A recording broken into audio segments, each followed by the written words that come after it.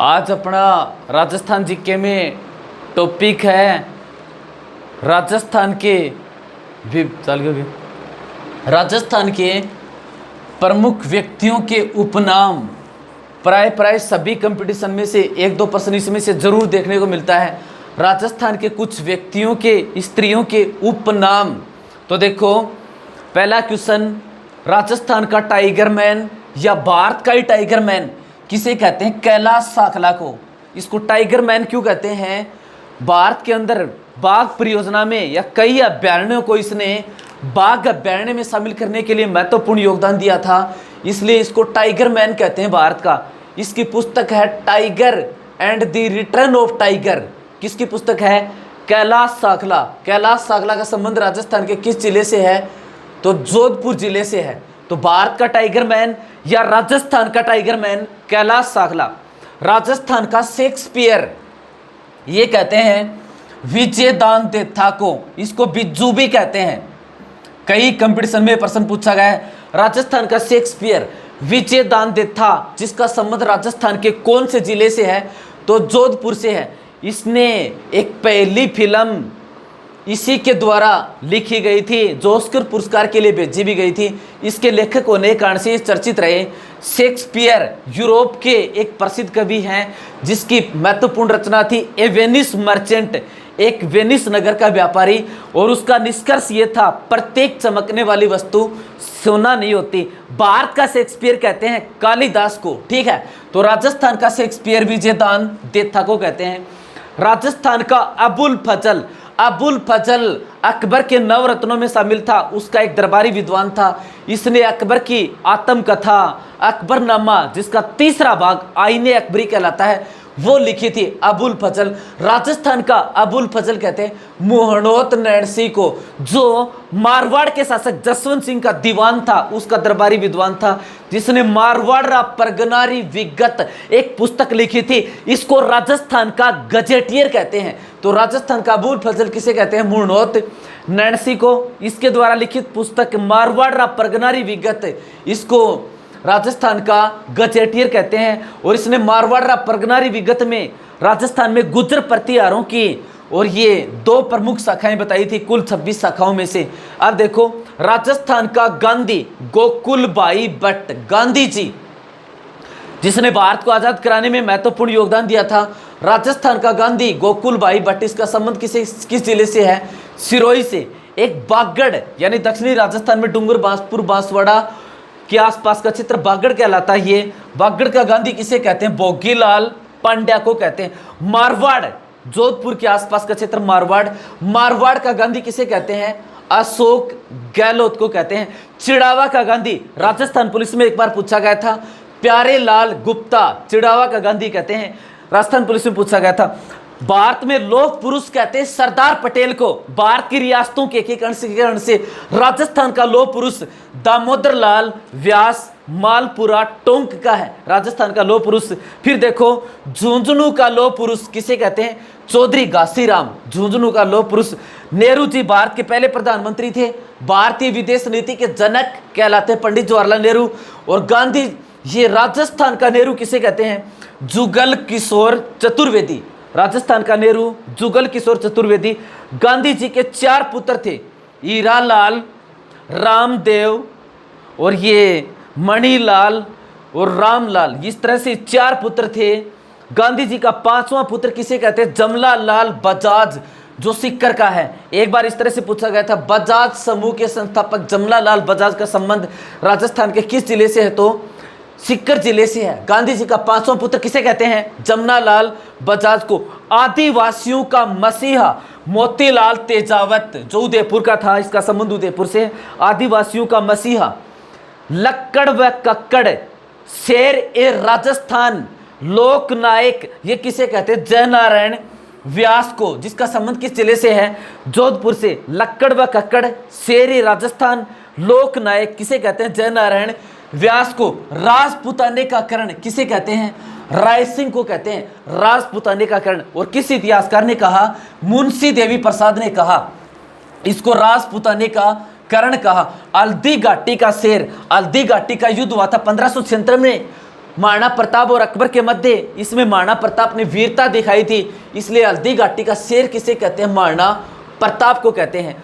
मारवाड़ का प्रताप, मारवाड़ का भूला बिसरा शासक, ये कहते हैं राव चंद्रसेन को। राव चंद्रसेन को महाराणा प्रताप का अग्रगामी भी कहते हैं, और ये राजस्थान का पहला शासक था जिसने अपनी युद्ध नीति में दुर्गों को छोड़ करके जंगलों को और प्रमुख क्षेत्र बनाया। इसी का अनुसरण किया था महाराणा प्रताप ने, इसलिए महाराणा प्रताप का अग्रगामी किसे कहते हैं? राव चंद्रसेन को। ये 1570 में जब नागौर दरबार लगाया था अकबर ने राजपूतों को अपने अधीनता स्वीकार करने के लिए, तो ये पहुंच तो गया था नागौर में, लेकिन दरबार में उपस्थित नहीं हुआ। कौन? चंद्रसेन। दादा साहब किसे कहते हैं? राजस्थान का दादा साहब। हरिबाऊ उपाध्याय को राजस्थान का दादा साहब कहते हैं। डिंगल, ये राजस्थानी साहित्य की दो शैलियां हैं, एक तो डिंगल, एक पिंगल। पिंगल तो पूर्वी राजस्थान की ब्रज मिश्रित साहित्यिक शैली है, और पिंगल पश्चिमी राजस्थान की मारवाड़ी, जिसमें मारवाड़ी प्रधानता वाली शैली है। तो डिंगल का एरोस किसे कहते हैं? पृथ्वीराज राठौड़ को कहते हैं, जो बीकानेर का था। ठीक है, अब देखो राजस्थान का चाणक्य हरिदेव जोशी को कहते हैं। राजस्थान का चाणक्य किसे कहते हैं? हरिदेव जोशी को। राजनीति का चाणक्य पीवी नरसिंह राव को कहते हैं। और चाणक्य कौन था? चाणक्य तक्षशिला विश्वविद्यालय में एक अध्यापक था, जिसकी नंद वंश के शासक गणानंद ने बेइज्जती की थी। उसने कहा था मैं तेरी इस बेइज्जती का बदला नंद वंश को खत्म करके लूंगा, और उसने अपना चंद्रगुप्त मौर्य शिष्य तैयार किया, और इसने नंद वंश की स्थापना करके फिर कौन से वंश की स्थापना करवाई? मौर्य वंश की स्थापना करवाई। ध्यान रहे, चंद्रगुप्त मौर्य का प्रधानमंत्री भी कौन था? यही चाणक्य था। चाणक्य पूरी गांव का था ये, इसलिए चाणक्य कहलाया। कुटिल गोत्र का था, इसलिए इसको कौटिल्य भी कहते हैं। विष्णुगुप्त इसका मूल नाम था। इसकी पुस्तक है अर्थशास्त्र, जो राजनीति और प्रशासन के ऊपर आधारित है। राजस्थान का चाणक्य किसे कहते हैं? हरिदेव जोशी को कहते हैं। ध्यान रहे, ये भारत का 10 बार लगातार विधायक बनने वाला पहला व्यक्ति है हरिदेव जोशी। इसका संबंध किस जिले से है? बांसवाड़ा से। राजस्थान में केमल मैन अशोक टोंग को कहते हैं, अशोक टांग को कहते हैं। इसका संबंध किससे है? पुष्कर से, ऊंटों से सने इसको। राजस्थान का केमल मैन अशोक टांग, इसका संबंध पुष्कर से है। मेवाड़ का भीष्म पितामह है, किसे कहते हैं? राणा चुंडा को मेवाड़ का भीष्म पितामह कहते हैं। देखो भीष्म पितामह है, इसने भीष्म पितामह ये आजीवन अविवाहित रहा था, और इसने अपने पिता की शादी में खुद बिचौला बना था, अपने पिता की शादी करवाई थी। इसी से इसकी तुलना कर दी। मेवाड़ रियासत के अंदर, और मेवाड़ का एक बार शासक था राणा लाखा, और मेवाड़ का ये रणमल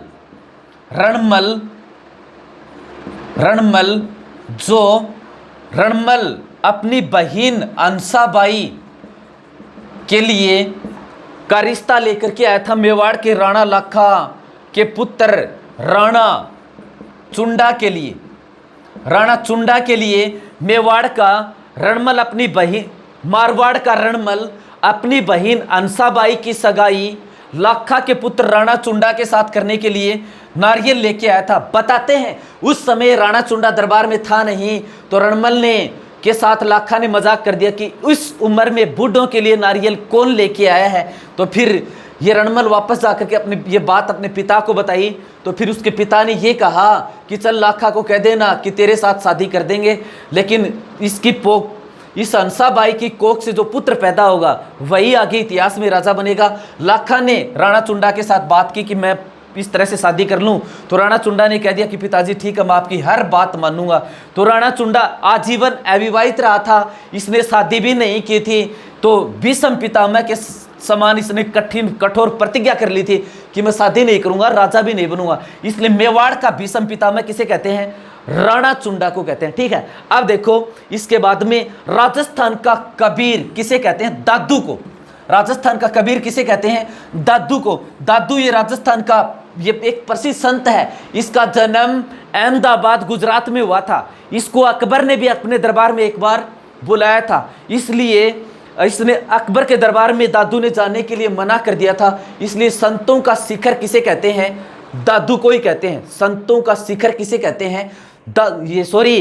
ये दादू वाणी की थी, और दादू ने ये कहा, अकबर से मना कर दिया कि संतन को कहां सीखने से काम, अकबर ने जाने से मना कर दिया था। इसने दादू वाणी की रचना की थी मानसिंह के काल में, जयपुर के शासक मानसिंह के काल में। और किस भाषा में की थी? सदुकड़ी भाषा में की थी। इसको डुडाड़ी भाषा भी कहते हैं। और कबीर की भाषा भी सदुकड़ी थी, इसलिए कबीर के समान ही इसने उपदेश दिए, कबीर की भाषा में दिए। तो राजस्थान का कबीर किसे कहते हैं? दादू को। दादू पंथ की प्रमुख पीठ कहां पर है? नारायणा, जयपुर में है। पत्रकारिता का भीषम पितामह है, यह किसे कहते हैं? पंडित जाबरमल शर्मा को पत्रकारिता का भीषम पितामह। मेवाड़ का उद्धारक किसे कहते हैं? आमीर को। मेवाड़ का उद्धारक किसे कहते हैं? आमीर को। यानी इसने मेवाड़ का पुनः, बीच में मेवाड़ रियासत कमजोर पड़ गई थी, इसका पुनः उद्धार किया था, इसलिए राणा आमीर को कहते हैं। ठीक है। कलयुग का कर्ण किसे कहते हैं? राव लूण कर्ण, जो मारवाड़ का शासक था। राजपुताने का कर्ण तो राय सिंह जो बीकानेर का था। कलयुग का कर्ण राव लूण कर्ण जो मारवाड़ का था। अब देखो, ये किसान आंदोलन का जनक विजय सिंह पथिक को कहते हैं। विजय सिंह पथिक ये उत्तर प्रदेश का था। इसका जन्म बुलंदशहर उत्तर प्रदेश में हुआ था। बुलंदशहर उत्तर प्रदेश में हुआ था। ये राजस्थान में साधु सीताराम दास के कहने के ऊपर, और ये बिचौलिया किसान आंदोलन से जुड़े थे। और 1913 से 16 तक तो बिचौलिया किसान आंदोलन का नेतृत्व किया था साधु सीताराम दास ने। इसके बाद में 1916 में नेतृत्व संभाला था इसने विजय सिंह पथिक ने। तो विजय सिंह पथिक बुलंदशहर उत्तर प्रदेश के थे। इसका मूल नाम भूप सिंह था। ये राजस्थान में या भारत में किसान आंदोलन के जनक कहलाते हैं विजय सिंह पथिक। राजस्थान का भागीरथ किसे कहते हैं? बैरू सिंह शेखावत को कहते हैं, जिसका संबंध किस जिले से है? सीकर से है। देखो, भागीरथ क्या है? ये गंगा नदी है भारत के अंदर। ये गंगा नदी जो गंगोत्री इमानी उत्तराखंड से निकलती है, और ये गंगा नदी फिर पश्चिम बंगाल से बांग्लादेश में पद्मा कहलाती है, फिर बंगाल की खाड़ी में गिरते हैं। किसी समय यह नदी इस साइड में बहती थी, पहाड़ी क्षेत्र में। फिर यहां पर भागीरथ नाम का कोई ऋषि था। उस भागीरथ ऋषि ने यह सोचा कि यहां पर ये मैदानी क्षेत्र है, इस तरफ इसको यदि लाया जाए तो यहां पर जनसंख्या ज्यादा है, लोगों को बहुत ज्यादा लाभ होगा। तो गंगा नदी को समतल में लेके आए थे भागीरथ ऋषि। तो आधुनिक भारत का भागीरथ तो कहते हैं गंगा सिंह को, क्योंकि गंगा सिंह राजस्थान के अंदर गंग नहर लेके आया था। आधुनिक भारत का भागीरथ कहते हैं गंगा सिंह को। राजस्थान का भागीरथ कहते हैं बैरू सिंह शेखावत को। अब देखो, इसके बाद में और कौन कौन से महत्वपूर्ण उपनाम है। मारवाड़ का भागीरथ किसे कहते हैं? मारवाड़ का भागीरथ, मारवाड़ का भागीरथ कहते हैं गज सिंह द्वितीय को। गज सिंह द्वितीय को कहते हैं। ठीक है। खड़ताल का जादूगर राजस्थान में किसे कहते हैं? सदीक खां मांगणियार। राजस्थान में खड़ताल का जादूगर सदीक खां मांगणियार खड़ताल बजाने के लिए यह प्रसिद्ध है। खड़ताल का जादूगर करते हैं। राजस्थान में घोड़े वाला बाबा, घोड़े वाला बाबा कहते हैं कर्नल जेम्स टोड को। इसको राजस्थान के इतिहास का जनक भी कहते हैं, क्योंकि राजस्थान का इतिहास विधिवत तरीके से लिखा। घोड़ा लेकर के राजस्थान के लगभग रियासतों में घुमा, इसलिए इसको घोड़े वाला बाबा भी कहते हैं। राजस्थान के इतिहास का जनक भी कहते हैं। यह 19वीं शताब्दी का पहला इतिहासकार है जिसने राजस्थान की सामंतवादी व्यवस्था के ऊपर लिखा। कौन? Colonel James Tod. अब देखो, इसके बाद में राजस्थान की राधा, राजस्थान की राधा ये किसे कहते हैं? मीरा को। कृष्ण के प्रति अनन्य प्रेम के कारण से इसको राजस्थान की राधा कहते हैं। अब मेवाड़ की मीरा या मीरा का अवतार, मेवाड़ की मीरा या मीरा का अवतार, राजस्थान की राधा तो किसे कहते हैं? मीरा को। और मेवाड़ की मीरा या मीरा का अवतार कहते हैं गौरी बाई। गौरी बाई इसका संबंध और डूंगरपुर जिले से है। गौरी बाई, मेवाड़ की मीरा या मीरा का अवतार गौरी बाई को कहते हैं। राजस्थान की लता सिम्मा मिश्रा, राजस्थान की लता सिम्मा मिश्रा, सिम्मा मिश्रा जो जयपुर की है। लता मंगेशकर, और ये संगीत में अपनी मधुर आवाज के लिए प्रसिद्ध है। राजस्थान में सिम्मा मिश्रा प्रसिद्ध है। राजस्थान की लता मंगेशकर किसे कहते हैं? सिम्मा मिश्रा। इसका संबंध किस जिले से है? जयपुर जिले से है। फिर देखो, एक नाम आता मरु कोकिला। मरु कोकिला, मरु कोकिला ये कहते हैं अल्लाह जिलाई बाई। अल्लाह जिलाई बाई, इसका संबंध किस जिले से है? बीकानेर से। मरु को किला या मरुस्थल की को किला अल्लाह जिलाबाई, इसका संबंध किस जिले से है? बीकानेर से है। एक राजस्थान में जलपरी, जलपरी ये कहते हैं रिम्मा दत्ता को, जलपरी रिम्मा दत्ता को कहते हैं। इसका संबंध राजस्थान के किस जिले से है? अजमेर से। जलपरी रिम्मा दत्ता को इसका संबंध किस जिले से है? अजमेर से है। एक आदिवासियों की बाईजी, आदिवासियों की बाईजी मंजू राजपाल, आदिवासियों की बाईजी, आदिवासियों की बाईजी मंजू राजपाल, आदिवासियों की बाईजी कहते हैं। इसका संबंध भी किस जिले से है?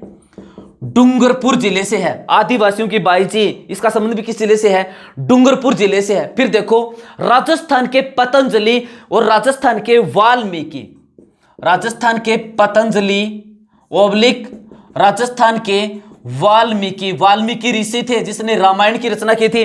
तो राजस्थान के पतंजलि, पतंजलि योग दर्शन के प्रवर्तक थे, एक ऋषि थे। राजस्थान के पतंजलि, राजस्थान के वाल्मीकि किसे कहते हैं? संत बावजी चतुर सिंह, संत बावजी चतुर सिंह राजस्थान के वाल्मीकि या पतंजलि कहलाते हैं। राजस्थान में सबसे लंबे समय तक मुख्यमंत्री रहे मोहनलाल सुखाड़िया, जिसने राजस्थान को आधुनिक रूप दिया। 1 नवंबर 1956 को जब राजस्थान का एकीकरण हुआ था, उस समय राजस्थान में मुख्यमंत्री भी मोहनलाल सुखाड़िया थे। और सबसे ज्यादा लंबे समय तक मुख्यमंत्री भी कौन रहे? मोहनलाल सुखाड़िया। इसलिए आधुनिक राजस्थान का निर्माता किसे कहते हैं? मोहनलाल सुखाड़िया को आधुनिक राजस्थान का निर्माता। इस तरह से ये महत्वपूर्ण उपनाम बचे हुए कल की क्लास में। धन्यवाद।